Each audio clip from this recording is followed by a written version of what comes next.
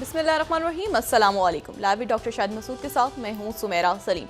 नाज़रीन, supreme judicial council ने मज़ाहिर नकवी साहब को बरतरफ करने की सिफारिश कर दी, जबकि पेशावर हाई कोर्ट ने मखसूस नशिस्तों पर मुंतखब अरकान असम्बली से हल्फ न लेने के हुक्म इम्तना में 13 मार्च तक तौसीह कर दिया है।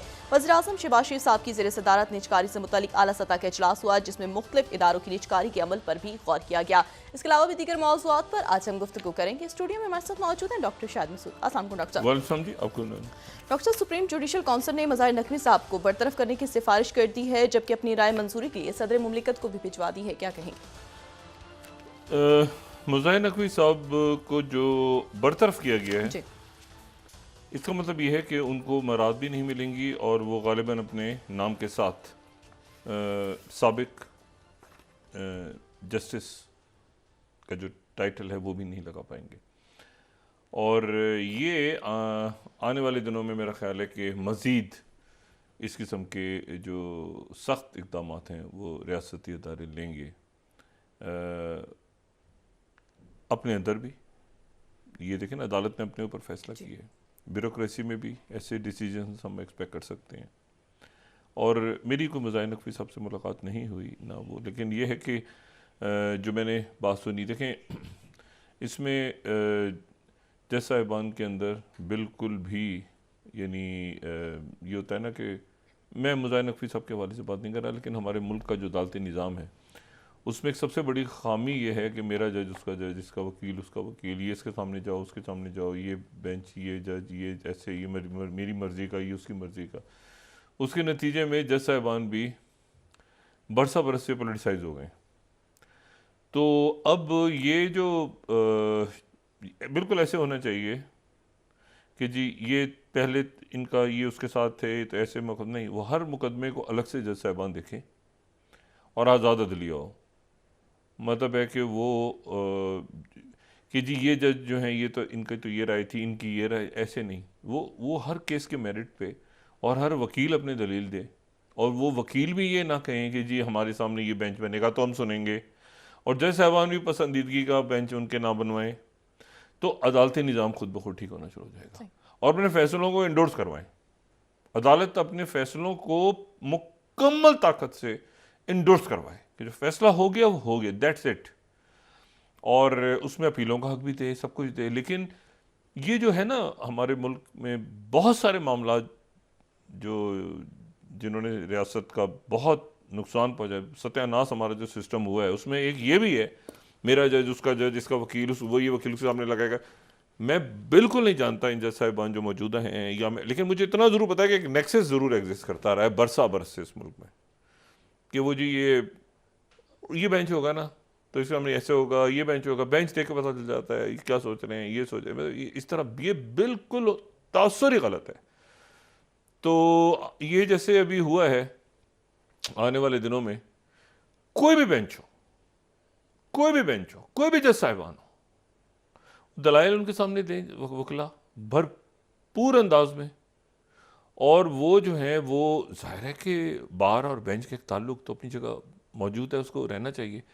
लेकिन ये चीज़, ये मामला जो है ना कि जी उसके सामने मेरा केस लगेगा तो ठीक हो जाएगा, वकील कह रहा है, उसके सामने केस लगेगा तो ऐसे हो जाएगा, ये हो रहा है जज साहब, तो ये मेरा ख्याल है कि ये हमें हमारी अदालती इस्लाहात में ये बात बहुत ज़रूरी है कि ये तासुर ख़त्म हो जाए।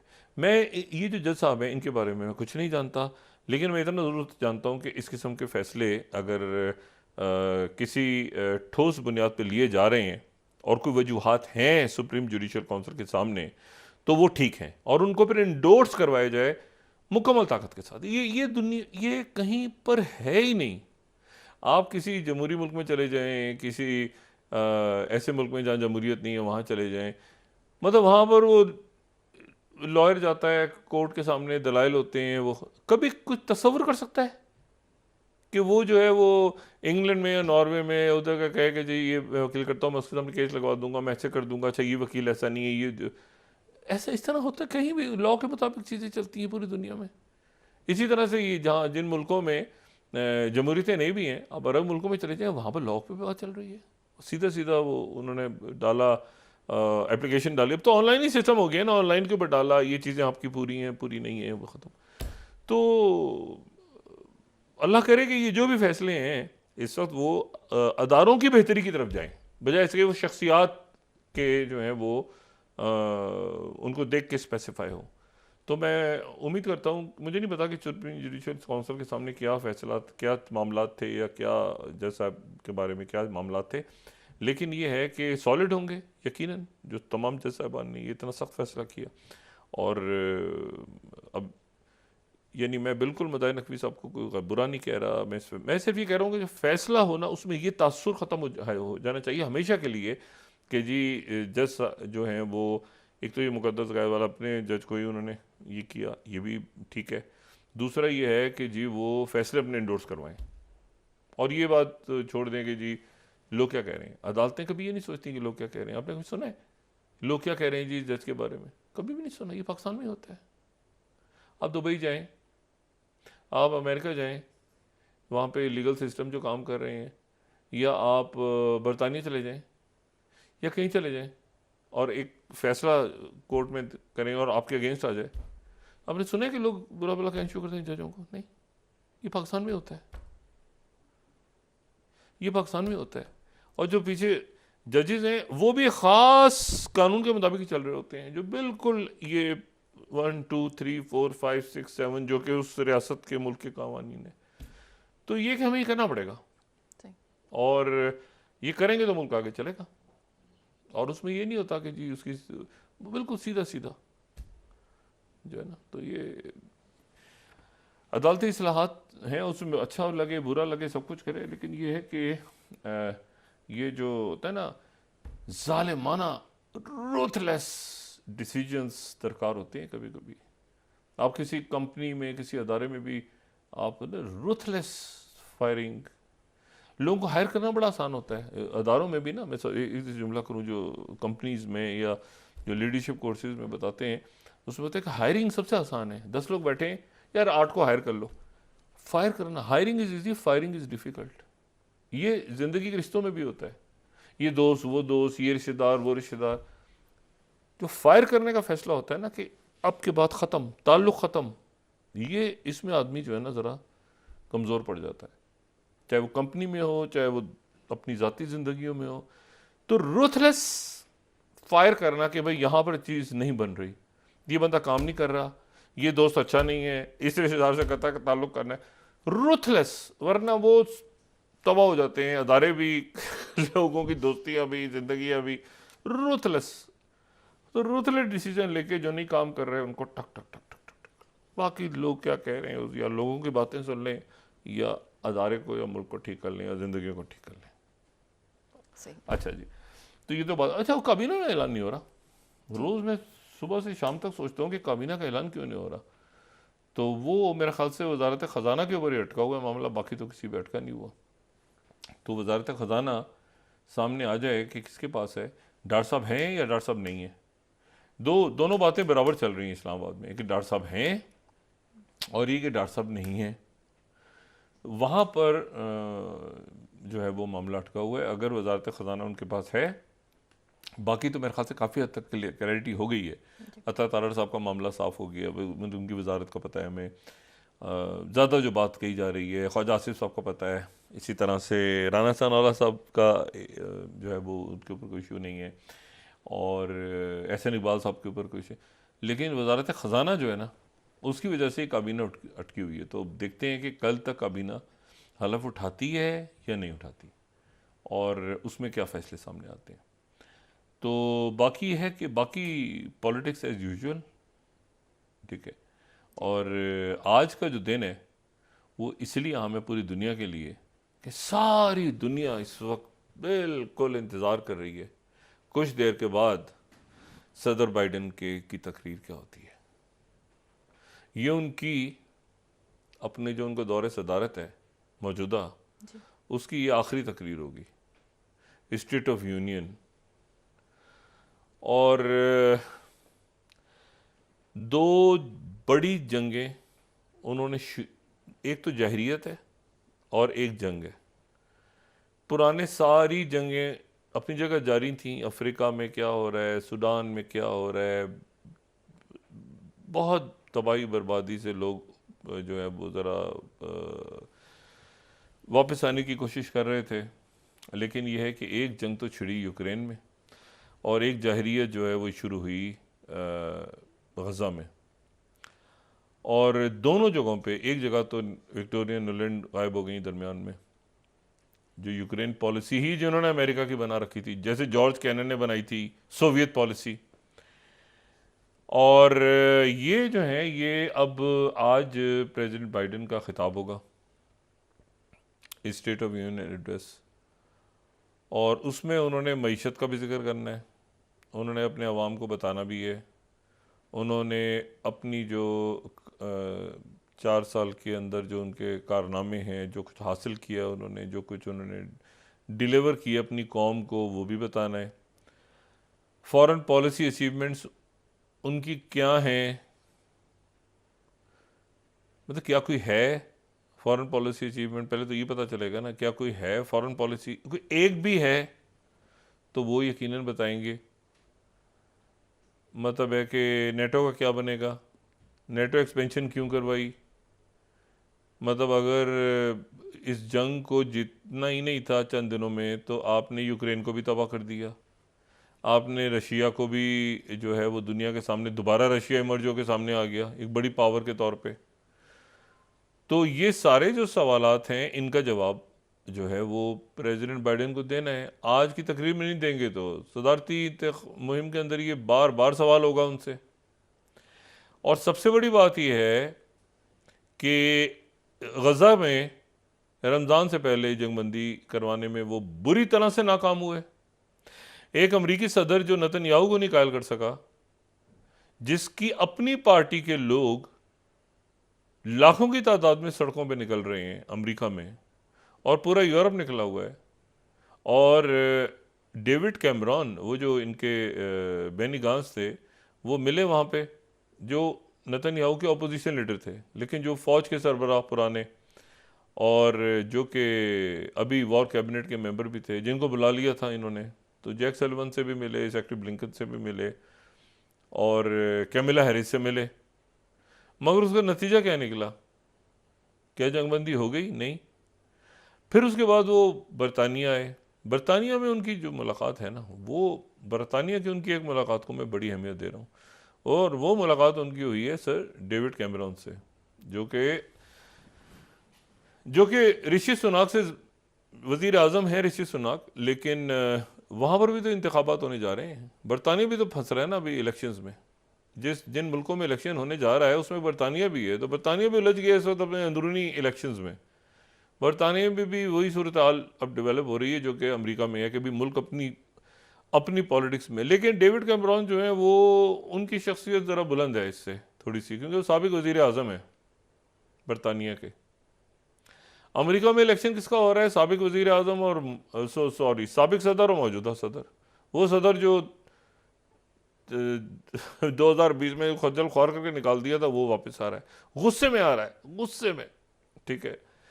और यहाँ जो है वो ऋषि सुनाक की हो, तो वो बात इतनी उनकी कोई फॉरेन पॉलिसी का कोई पैक्ट ही नहीं किया, लेकिन डेविड कैमरॉन जो है वो एक सीनियर आदमी है। अब डेविड कैमरॉन की अलग मीटिंग हुई है बेनी गांस से, और ये वही डेविड कैमरॉन है। अगर हम दोबारा लोगों को याद कराएं तो टाइम न्यूज़पेपर चंद हफ्ते नहीं, दिसंबर का गालिबन टाइम था जो फर्स्ट स्लाइड है, दिसंबर में इन्होंने लिखा था डेविड कैमरॉन ने, दिसंबर में, कि इन्होंने कहा था कि वाई, और ये जर्मन वजीर खारजा के साथ मिलके इन्होंने एक मजमून लिखा था टाइम मैगजीन में, जो हमारी स्लाइड नंबर 1 है। इन्होंने कहा था why the UK and Germany back a sustainable cease fire. ये उस वक्त इन्होंने सीज फायर का जुमला इस्तेमाल किया था, ये है 16 दिसंबर।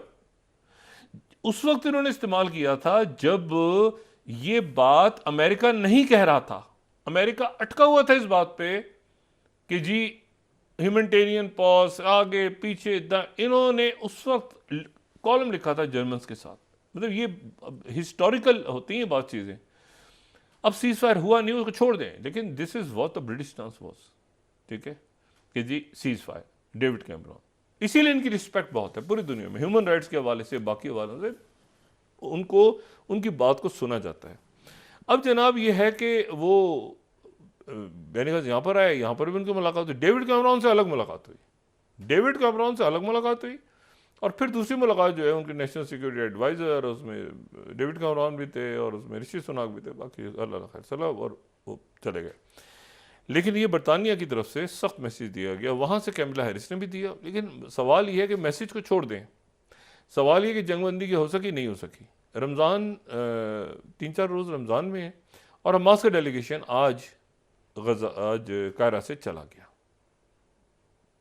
आज काहिरा से हमास का डेलीगेशन चला गया, यानी रमज़ान, यकम रमज़ान जब होगी तो जहाँ दुनिया भर में तरावी की नमाज़ें हो रही होंगी और जहाँ पे दुनिया भर में उस दिन लोग रोज़ा रख रहे होंगे और जहाँ लोग सहरी और अफ्तार और तो वहाँ उस दिन और अज़ानें गुंज रही होंगी, तो वहाँ गज़ा जो है वो अंधेरों में डूबा होगा और ना वहाँ पे कोई रोटी होगी, ना कोई अद्वियात होंगी, वहाँ पर जो है वो आग बरस रही होगी, गोलियां बरस रही होंगी, बॉम्बिंग्स हो रही होंगी, मसाजिद पे हमले हो रहे होंगे, मीनार शहीद हो रहे होंगे।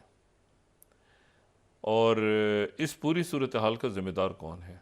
यानी बिल्कुल यहाँ तक लाके, अच्छा अब अरब ममालिक और चाइना और रशिया, मैं अभी इसके ऊपर भी बात करता हूँ, लेकिन पहले ये देखें ना कि स्टेट ऑफ यूनियन में आज क्या खिताब होता है। भाई 2 जंगें हैं सर पे और बड़ा शदीद दबाव है डेमोक्रेट्स के। डेमोक्रेट्स हैं ये, डेमोक्रेट्स तो बहुत ज़्यादा, यानी डेमोक्रेट्स का तो जिसको बाइडेन जिनकी नुमाइंदगी करते हैं वो तो ह्यूमन राइट्स पे, बाकी मामलात पे, ये ह्यूमनिटेरियन एड के ऊपर, इसके ऊपर उनका ख़ास एक तारीख़ी हमेशा उनका एक स्टांस रहा है। और प्रेसिडेंट बाइडेन जो है वो वहाँ पे जाके वो आज क्या बात करेंगे अभी, क्या मतलब अगर वो आज इसराइल की भी तारीफ़ करनी है उन्होंने, ठीक है, वो सीज़ फायर भी कर दिया, ये भी कर दिया, वो भी कर दिया, अमीर कतर से ये ताल्लुकात बहुत ख़राब हो जाते हैं कि आपने अमीर कतर को फ़ोन किया, उसके बाद वहाँ से डॉक्यूमेंट निकाल दिया, सीज़ फायर हो जाएगा 6 हफ्ते के अंदर अंदर, फिर आपने जनरल सीसी को फ़ोन किया, अब्दुल फत्ताह सीसी को, मेरी मदद करो, सीज़ फायर करवाओ।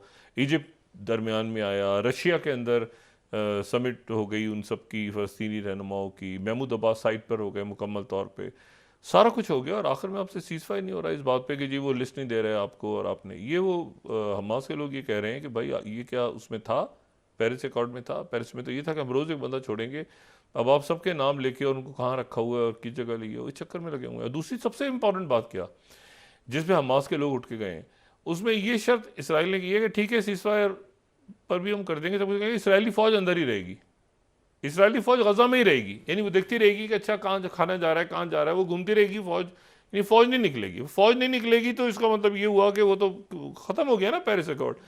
यानी उसमें तो ये था कि भाई गज़ा की सिक्योरिटी जो है वो एक न्यूट्रल मुस्लिम ममालिक की जो कि वो फ़ौज संभालेगी, अक़वाम मुत्तहिदा के अमन दस्ते संभाल लेंगे सिक्योरिटी के लिए, वो इंश्योर करेंगे कि वहाँ पर।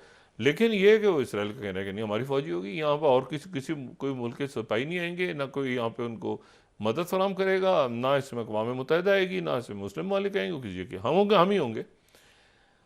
इवन अमेरिकन भी नहीं होंगे, अमेरिकन भी नहीं होंगे, हम होंगे सिर्फ, क्योंकि हमें तो शक है कि अमेरिका भी मिल गया। मतलब वो बिल्कुल इस वक्त जो है ना, वो मुझे नहीं पता कि आगे आने वाले दिनों में अल्लाह खैर करे क्या होने जा रहा है। लेकिन ये कि रमज़ान से पहले जंगबंदी की तमाम तर कोशिशें आज इसलिए ख़त्म हो गई क्योंकि हमास के डेलीगेशन ने जाते जाते ये कहा कि हम अगले हफ्ते फिर, हमारी तरफ से जंगबंदी की कोशिशें जारी हैं, हम अगले हफ्ते फिर आएंगे। तो अगले हफ्ते फिर आएंगे का मतलब ये है कि रमज़ान शुरू हो चुका होगा।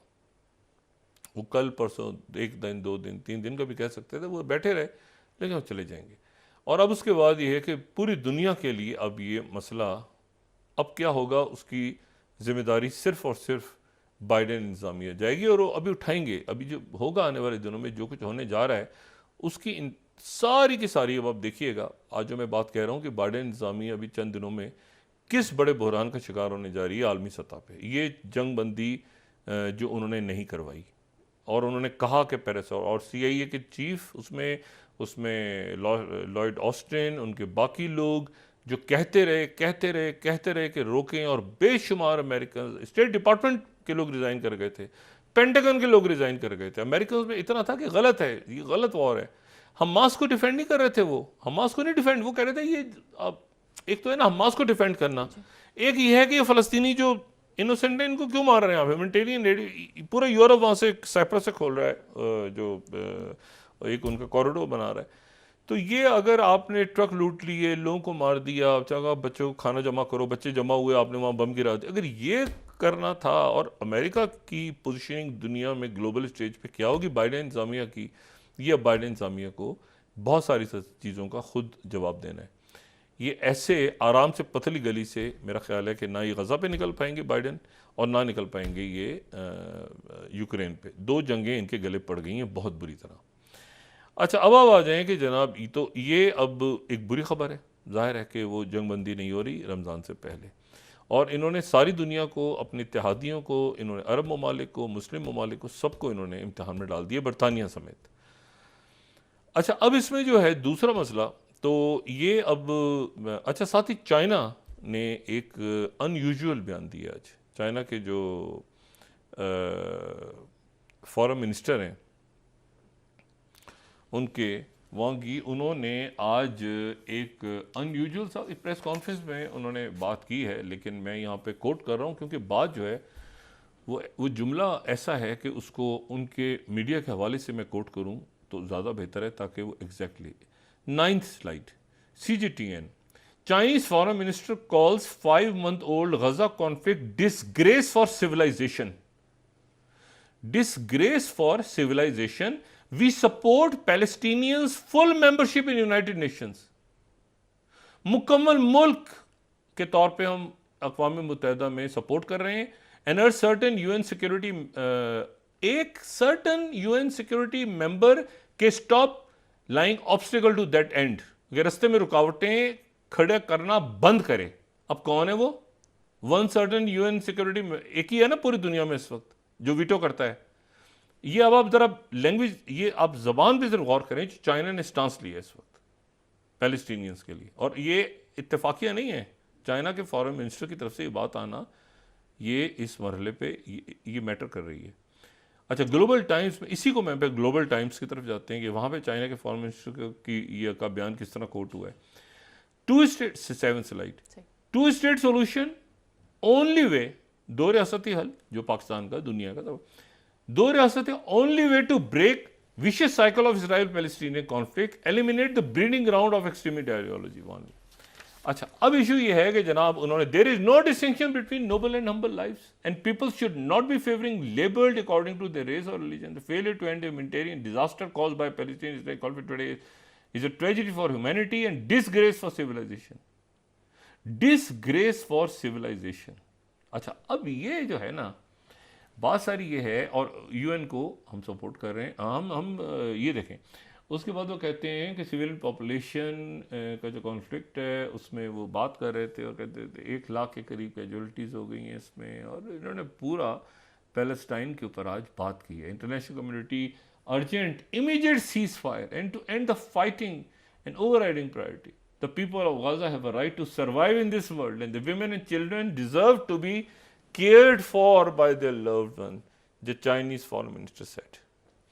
इशू ये सारा, मैंने आपसे कहा ना कि ये सिर्फ चाइना की बात नहीं है, ये अमेरिका के लोगों की भी बात है, ये यूरोप की भी बात है, ये इंसानियत की बात है कि आप वहाँ पर बच्चों के लिए आपने, और औरतें ज़ख्मियों के लिए आपने दवाइयाँ रोकी हुई हैं इन्होंने, और ये प्रेसिडेंट बाइडेन वहाँ बुला के गांस को और इसको सुना रहे हैं किससे कहानियाँ, टोपी ड्रामे, वो अमीर कतर को फ़ोन कर दिया, इसको कर दिया। तो ये अब सीज़ फायर नहीं होता और रमज़ान शुरू होता है और वो जाते हैं मस्जिद अक्सा की तरफ जो मुसलमान हैं, क्योंकि इस्माइल हानिया ने कहा था कि अब जाएँ, और वहाँ पर अगर झड़पें शुरू होती हैं पहली रमज़ान को, तो उसके बाद ये मुझे नहीं पता कि क्या होगा आने वाले दिनों में, लेकिन उसकी रिस्पॉन्सिबिलिटी, और सऊदी अरेबिया, UAE, कतर, ये सारे लोग जो दरमियान में डले हुए थे, और ये CIA का जो चीफ है विलियम बर्न्स, ये क्या कर रहे थे मौसूफ, और जैक सलिवन, मेरे ख्याल से कुछ लोग शायद और आने वाले दिनों में रिज़ाइन करें या वो हट जाएं, या क्योंकि ये एक बहुत बड़ा डिप्लोमेटिक डिज़ास्टर है कि अमेरिकन प्रेसिडेंट नाकाम हो गए ये बात कह के। यानी सेट मायर के शो में उन्होंने कहा कि मंडे से जो है वो सीज़ फायर होने जा रहा है, और वो सीज़ फायर करवाने में नाकाम हो गए। एक बात तो ये होगी। दूसरी जो बात है वो ये है कि जो एक बहुत बड़ा सिक्योरिटी का कंसर्न पैदा हो गया इस वक्त, वो ये हुआ है कि जो पहली दफ़ा जब से ये कॉन्फ्लिक्ट शुरू हुआ है, जब से ये तनाज़ा शुरू हुआ है, ये बहर अहमर का क्राइसिस और अटैक्स होना शुरू हुए हैं और ये क्राइसिस शुरू हुआ है, तो तब से पहली मर्तबा मैं यहाँ पे यूएस सेंट्रल कमांड को कोट कर रहा हूँ, ये 10 स्लाइड को, कि पहली दफ़ा यहाँ पे इंसानी जानें गई हैं। अभी तक तो जहाज़ डूबा था ना जी। लेकिन अब ये हुआ है कि उस जहाज़ पे आग लगी है और आग लगने के नतीजे में वो जहाज़ डूबा, अभी पता नहीं डूबा है या नहीं डूबा, लेकिन उस पर इंसानी जानें चली गई हैं और उस पर फिलिपिनोस थे। ये मैं सेंटकॉम की 10 स्लाइड को कोट करता हूँ, हुतीज किल innocent civilians while with missile attack. अच्छा, अब ये कह रहे हैं कि 6 तारीख को अटैक हुआ और Iranian backed Houthi terrorist control areas of Yemen, इस तरह ठीक है ना, बारबाडोस फ्लैग्ड, लाइबेरियन ओन्ड, यहाँ पे कैरियर था, गल्फ ऑफ एडन से इजारा था, मिसाइल ने अटैक किया, 4 लोग इसमें जानों से चले गए और 3 जो हैं वो क्रिटिकल हालत में हैं और बाकी जो, अच्छा इसमें यानी जो फिगर आ रही है वो आ रही है कि 25 लोग तकरीबन कम से कम जो है वो जले हुए हैं शदीद, और इसमें फिर उन्होंने पैक्ट किया 2 वेसल्स को, ये वो सारा जो भी किस्सा लिखा हुआ है। अच्छा, ये इनका बयान आ गया, लेकिन जो इशू है वो ये है कि हुतीज़ जो हैं ये तो देखें तशद्दुद बढ़ेगा। अच्छा, ये फिलिपिनोस, ये देखें अमला जो है जहाज़ों में जो अमला है, अब इसमें फिलिपिनोस थे, इसमें श्रीलंका के लोग थे, इनोसेंट लोग थे ना, उनको तो नहीं पता दुनिया में जंगे हो, नौकरी पेशा लोग हैं, उनकी ड्यूटी लग गई, जहाज़ पे जाओ। इसमें एक इंडियन, एक इसमें श्रीलंका का था गालिबन या नेपाल का था, 2-3 श्रीलंका के लोग थे, गरीब गुरबा, जहाँ उनको जॉब मिली, उनको क्या पता कौन सी जंगें हो रही हैं, नौकरी कम करनी है, इधर ड्यूटी लगा दो, उधर।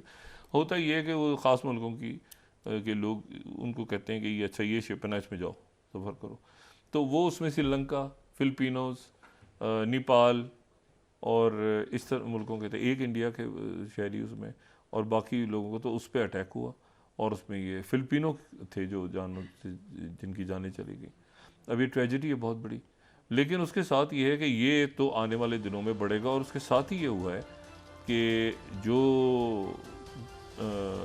केबल है, यानी जिससे हम ये इंटरनेट और फ़ोन सुन रहे हैं बैठ के, या व्हाट्सएप कॉलिंग सुन रहे हैं पाकिस्तान में बैठ के, या दुनिया में हो रहा है, तो ये केबल तो समंदर के नीचे से बह रहा है ना, समंदर नीचे से यानी बहरे से मतलब है कि बिछा हुआ है, तो वो जो केबल है वो केबल भी कट गया, दरमियान में डिस्टर्ब हो गया बहुत बड़ी हद तक। अब वो हुतीस कह रहे हैं कि हमने नहीं किया, बल्कि वो जो जहाज़ डूबा था ना रेबोर, वो जो जहाज़ डूब गया था, वो डूब के समंदर के नीचे जाके उन केबलों पे गिरा, जिसके उनके केबल डिस्टर्ब हो गए। तो ये एक क्राइसिस ऐसा है जिसको रोकना, जिसको बंद करना, जिसको थामना, ये अगर फैलता गया मसला, और अब ये देखें ये इसमें हिजबुल्लाह, इसमें दोबारा सीरिया, इराक, ये सारे इश्यूज़, अरब ममालिक ने पूरी कोशिश की, इन्होंने OIC की मीटिंग्स हुई हैं, अक़वाम मुत्तहिदा में, जनूबी अफ्रीका दोबारा वहाँ चली गई है आलमी अदालत में, लेकिन इशू ये है सारा कि ये सारा का सारा जो क्योंकि अमेरिका इसमें फरीक बना था और CI के लोग आए थे, सेक्रेटरी ब्लिंकन कह कर गए हैं सऊदी अरेबिया से और जॉर्डेनियन किंग से और CC से, और तो बात है कि हम करने जा रहे हैं ये माहिदा, आगे बढ़ें, और वरना वो तो मिल भी नहीं रहे थे। तो बदकिस्मती है कि अब रमज़ान शुरू हो रहा है, और आज देखते हैं कि स्टेट ऑफ यूनियन खिताब में वो क्या बात करते हैं। जी ठीक हो गया।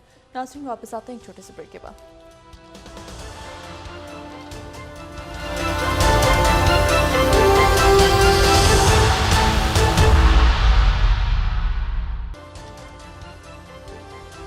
वेलकम बैक नाज़रीन। डॉक्टर साहब, बैरिस्टर अली ज़फ़र साहब कहते हैं कि फॉर्म 45 का जो मामला है उसको सुप्रीम कोर्ट में चैलेंज करेंगे, क्या कहेंगे? जी, ये चैलेंज होते रहेंगे, और ये मतलब होते रहेंगे चैलेंज, काफ़ी दिन इसमें लगेंगे। अभी तो ये इलेक्शन कमीशन ने किया है, तो शायद इलेक्शन कमीशन, फिर हाई कोर्ट, फिर ट्रिब्यूनल्स बनेंगे, फिर ये सुप्रीम कोर्ट में जाएगा मामला, तो इसमें कुछ वक्त लगेगा, और उस वक्त के दौरान जो है वो तहरीक इंसाफ एहतजाज करती रहेगी, और फिर वही बात कि अब उसको कैसे, उस एहतजाज को कैसे हुकूमत संभालती है और कैसे चलती है, हुकूमत का काम है। लेकिन उसमें वो दिफाई पोजीशन इसलिए रहेगी क्योंकि हुकूमत के लोग भी उसमें मुतासर हो गए हैं, तो ये कह ही नहीं सकते कि अच्छा जी हम हार गए तो हम ठीक हारे हैं, क्योंकि वही कह रहे हैं कि जी हम हारे, लोग हारे हैं। तो मतलब एक अजीब सा इस वक्त एक कन्फ्यूजन है। तो ये थोड़ा सा ज़रा 2-3 दिन में ये हुकूमत साजी हो जाए और एक सेटअप बन जाए और फिर हम एक आध और सेशन देख लें पार्लियामेंट का, तो फिर अंदाजा होगा। लेकिन अदम इस्तेकाम मेरे ख्याल से हम मुतहम्मिल नहीं हो सकते कि रियासत अदम इस्तेकाम का शिकार हो। और ये एक तो है ना, पार्लियामेंट के अंदर जो भी कुछ हो रहा है, अदालतों में हो रहा है, वो ठीक है, लेकिन होना भी ऐसे ही चाहिए। लेकिन ये कि पार्लियामेंट में भी अगर एक तरीके से पार्लियामेंट चले, जो कि भी नज़र नहीं आ रही चलती हुई, लेकिन बहरहाल मुल्क में तो मेरे नहीं ख्याल के इंतशार होगा और होना भी नहीं चाहिए, मीशत उससे ओवरऑल डिस्टर्ब होगी। अच्छा, ये जो मैं बात कर रहा था ना कि ये जंगें रोकना बड़ा ज़रूरी है, बराह रास्त पाकिस्तान पर असर हो रहा है, पूरी दुनिया में हो रहा है तो पाकिस्तान में भी हो रहा है। उधर महंगाई, उधर प्रॉब्लम, उधर जंगें, उधर ये, उधर दाएं बाएं आगे पीछे। तो ये अपना इंटरनल क्योस हमें जल्दी ख़त्म करना है और जल्दी ख़त्म करना है ताकि एक मरबूत आवाज़ हमारी बाहर जाए कि हम ये पूरी सूरत हाल जो है, जो गुफा हुआ हुआ मामला, इसको कैसे ठीक करना है। क्योंकि मेरा अपना अंदाज़ा इसमें ये था कि शायद ये गज़ा का मामला आगे बढ़े और इधर से कुछ नरमी आए, कुछ शराइत में उधर से नरमी आए, कुछ आगे पीछे मीडिएटर्स हैं बहुत सारे, रशिया है, चाइना है, अमेरिका है, अरब मुल्क, कई बहुत दुनिया पड़ी हुई है कि इसको रोका जाए किसी तरह फैलने से। नहीं फैल जाती है तो फिर ये इसमें लेबनान भी आ जाएगा, इसमें सीरिया आ जाएगा, इसमें अब कौन कौन से मुल्क आएंगे किसी को नहीं पता। अच्छा, तो ये है कि इसको, लेकिन ये अभी प्रेसिडेंट बाइडेन की तकरीर से वाज़ेह होगा कि ये क्या कहते हैं। अच्छा, दूसरी जो बात है वो ये है कि ये जो अंडर सी, ये अंडर ओशन, या जिसको जैसे भी कहें, जो भी इसके लफ्ज़ इस्तेमाल करें, ये इनको ये डैमेज हुए हैं। अच्छा, ये अब डैमेज हो गए हैं और उसके नतीजे में कोई जहाज़ डूब गया है, एक जहाज़ डूब गया है, उसमें भी पहले आग लगी, फिर वो कई दिन तक वो आधा डूबा नज़र आता रहा, वो जो रुपए मारता, और वो आधा डूबा नज़र आता रहा। ये जो जहाज़ है इस पे आग लग गई और इस पे 3 इंसानी जानें चली गई जिनका कोई ताल्लुक ही नहीं था जंग से। अच्छा, अब इसमें इशू ये है कि वो जहाज डूबा गालिबन, जो हुती से कह रहे हैं कि हमने केबल नहीं काटे।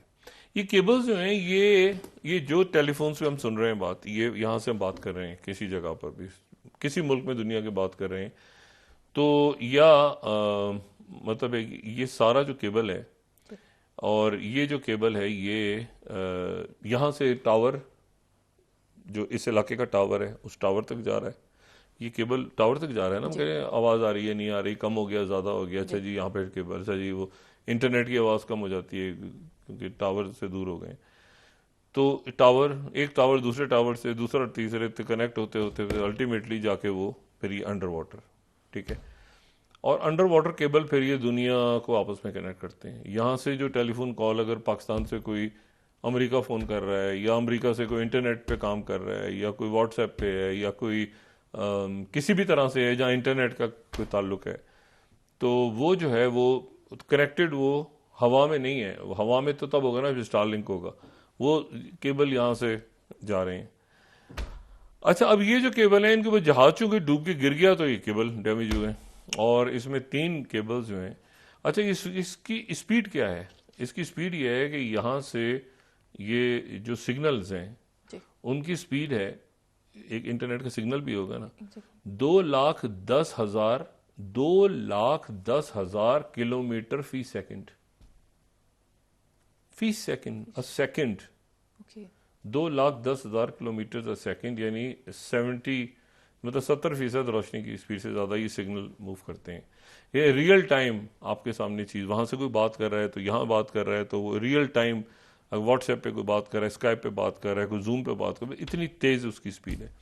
अब यह है कि 3 इसमें, और ये जो है ये इस तरह से बिल्कुल ये समंदर की तह में केबल्स होते हैं, समंदर की तह में केबल्स हैं। ये पहले 8 के पेयर्स में वो एक स्टैंड सा बना के वो उसके में फिर वो 16, 34 ऐसे ऐसे करके बहुत सारे केबल्स जमा होते जो जमीन समंदर के नीचे तहों में।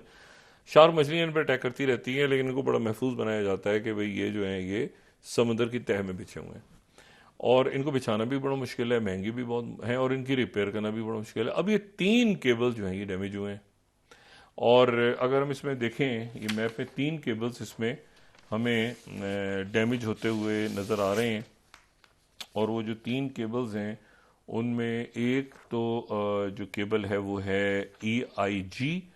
ये केबल जो है ये यूरोपियन इंडिया के गेटवे है, और ये जो है ये कनेक्ट कर रहा है इंडिया को, वहाँ से स्टार्ट हो रहा है UK से मुंबई तक। अच्छा, फिर दूसरा सीकॉम है। सीकॉम जो है ये कनेक्ट कर रहा है फ्रांस से, रेड सी से गुजरता हुआ इंडिया और साउथ अफ्रीका तक। ये इसकी दो मतलब ये इस तरफ भी जा रहा है, उस तरफ भी जा रहा है।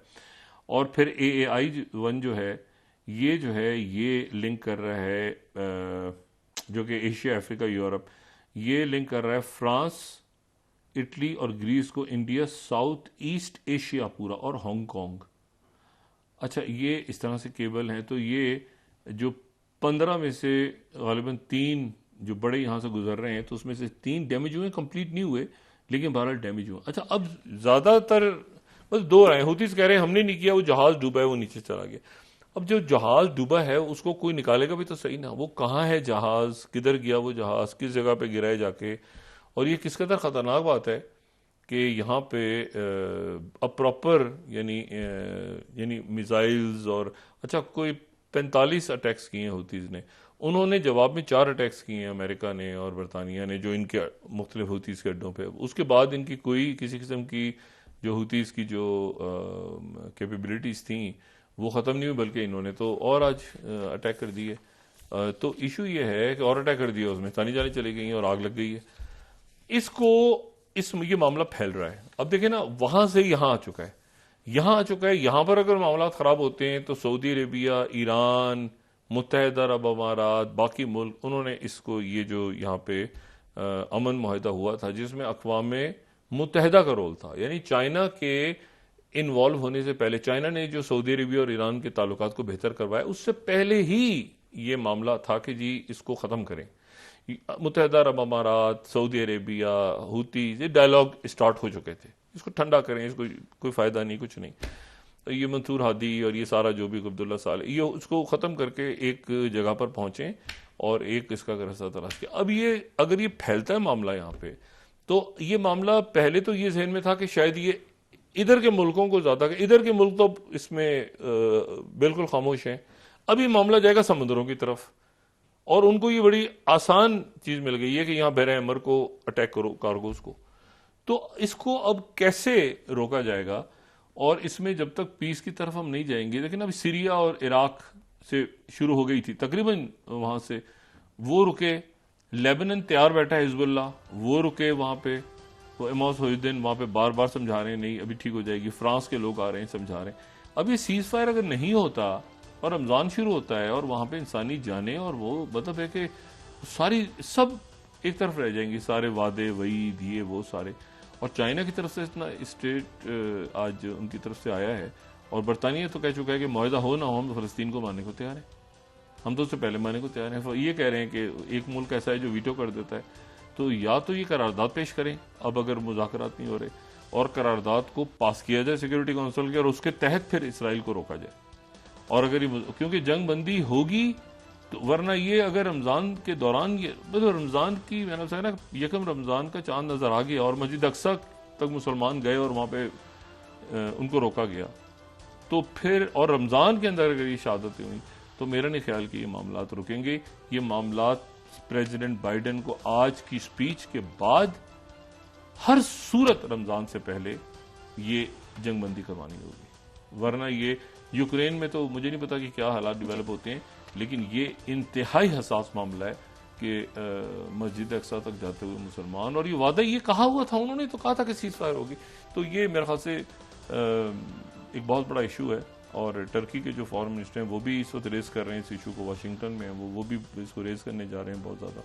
तो हम उम्मीद करते हैं कि प्रेसिडेंट बाइडेन आज गज़ा के ऊपर खुल के बात करेंगे, वरना ये कल उनके खिलाफ बहुत शदीद कैंपेन शुरू होगी, और उसका जवाब जो है वो मेरे निकाल के डेमोक्रेट्स दे पाएंगे। जी बहुत शुक्रिया डॉक्टर साहब।